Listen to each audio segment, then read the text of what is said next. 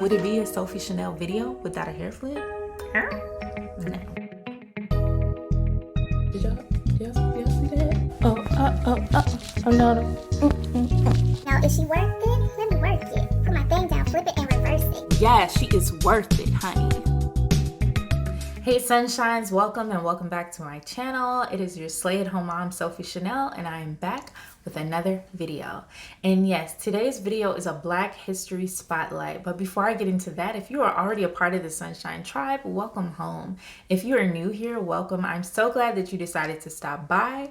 Hope that you would come on in, take a seat, and just kind of have a good time with me. And welcome. If you would do me a huge favor, go ahead and hit that subscribe button down below if you're feeling this content. Please give this video a thumbs up and drop down in the comments and tell me some Black history facts that you want to share. So today's video is a collaboration video with my friend Stephanie. If you do not know or not subscribe to Stephanie's channel, I want to introduce you to her. So Stephanie is somebody who is also another mom, wig reviewer, hair reviewer over here on YouTube. And I instantly fell in love with her videos. She's so thorough with her reviews. If you are unfamiliar, Stephanie on her channel, she has wig reviews. She does a lot of headband units as well. She does clothing hauls. She does toddler clothing hauls. So if you have children, toddlers, you want to see some of the stuff that she's gotten. She does recipes and they look so good. I cannot wait to try out some of her recipes. She does it all. She does a lot of lifestyle vlogs as well. So if you're interested in that type of content, please go ahead, go over to Stephanie's channel, check her out. She is popping for real. And yes, Stephanie, I reached out to her for this collaboration because we really wanted to spotlight underspoken heroes in Black history, some people that you may not really hear a lot about during Black History Month. And so I'm super excited that she agreed to do this collab. She is going to be focusing on Lena Horne in her video. So once you finish this video, make sure you go over to Stephanie's channels, drop some yellow hearts in her comments, let her know that Sophie Chanel sent you. Her video will be linked in the description box. Today I will be going over Miss Angela Davis in this video. Typically I do wig reviews over here on my channel, but that's not all that I'm about. Like, I have layers. Okay, she has layers. And one of the things that I really am adamant about is supporting Black. Whether it's Black history, whether it's Black business, whether it's Black people. I'm all about the Black. Okay, like I'm here for it. So my Black History Spotlight person is Miss Angela Davis. And since I typically do hair reviews, I'm gonna merge the two. Merge. Yes, so if you look up photos of Angela Davis in her like prime, which she still is, you will see that like her iconic hairstyle was an afro. And me being a natural girl, 4C hair, this is right up my alley, but instead of rocking my own, I'm going to be rocking an afro wig.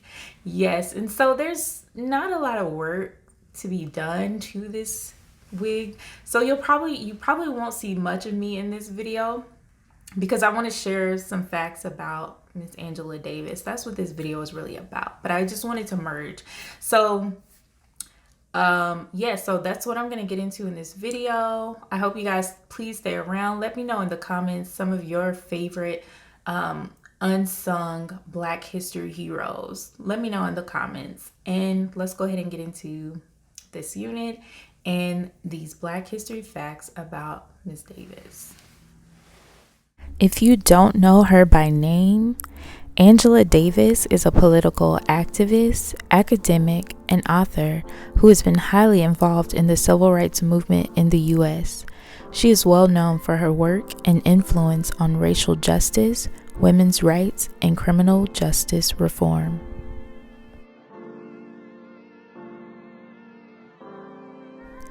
Angela Yvonne Davis was born in Birmingham, Alabama in 1944. She was the daughter of Alabama school teachers Frank and Sally Davis. Her family lived in the Dynamite Hill neighborhood, which was marked in the 1950s by the bombings of houses in an attempt to intimidate and drive out middle-class black people who had moved there.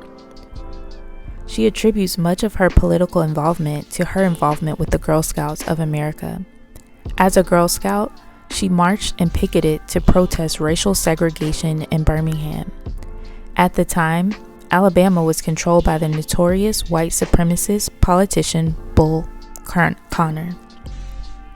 Davis was friends with some of those who died in the 16th Street Baptist Church bombing in 1963, a Ku Klux Klan act of terrorism that killed 4 girls and for which no prosecutions were brought until 1977.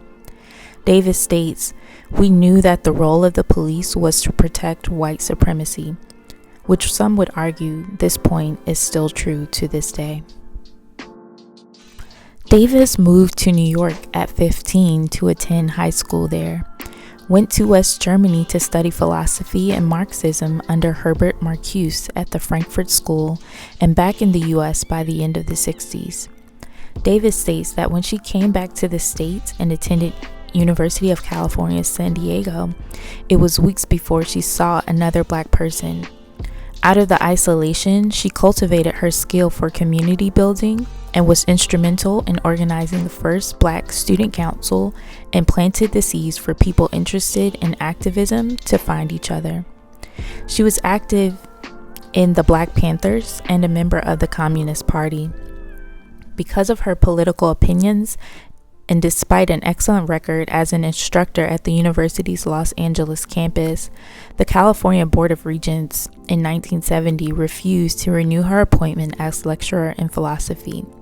In 1991, however, Davis became a professor in the field of the history of consciousness at the University of California, Santa Cruz.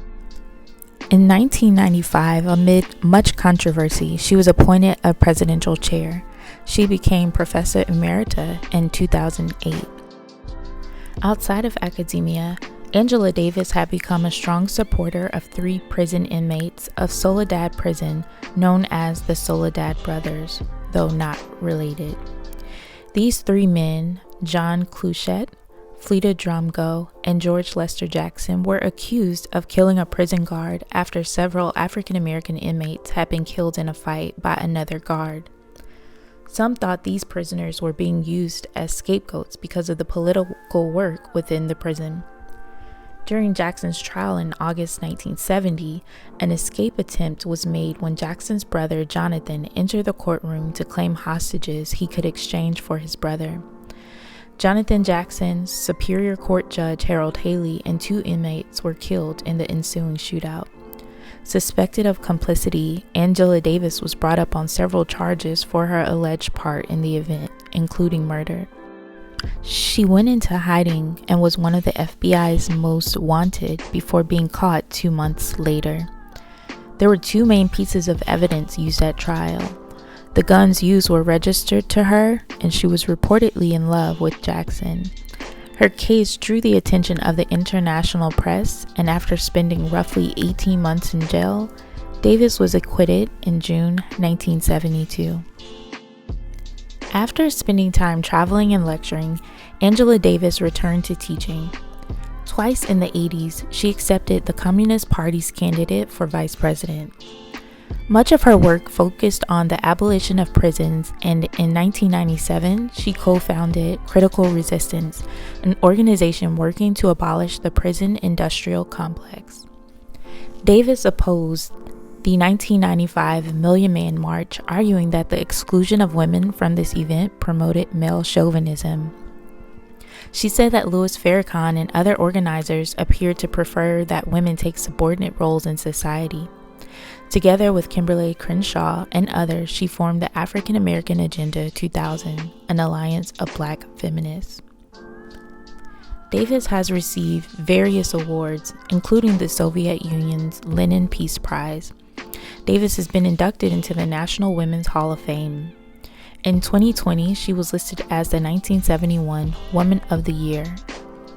In Time magazine's 100 Women of the Year edition, which covered the 100 years that began with women's suffrage in 1920. Davis is included in Time's 100 Most Influential People of 2020. Today, she is a distinguished professor emerita at the University of California, Santa Cruz.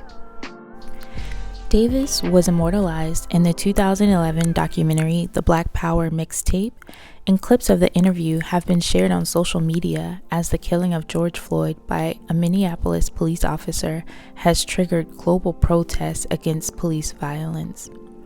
Her 1981 book, Women, Race, and Class, is being shared widely as essential reading for anyone wanting to learn about being actively anti-racist, alongside James Baldwin's The Fire Next Time and the autobiography of Frederick Douglass. Thank you so much for tuning in. I hope that through this video, you have learned something new about Angela Davis that you may not have known already, and that you are now more informed about who she is and how she contributes to our Black history. Thanks again for watching, and I hope to see you in the next video.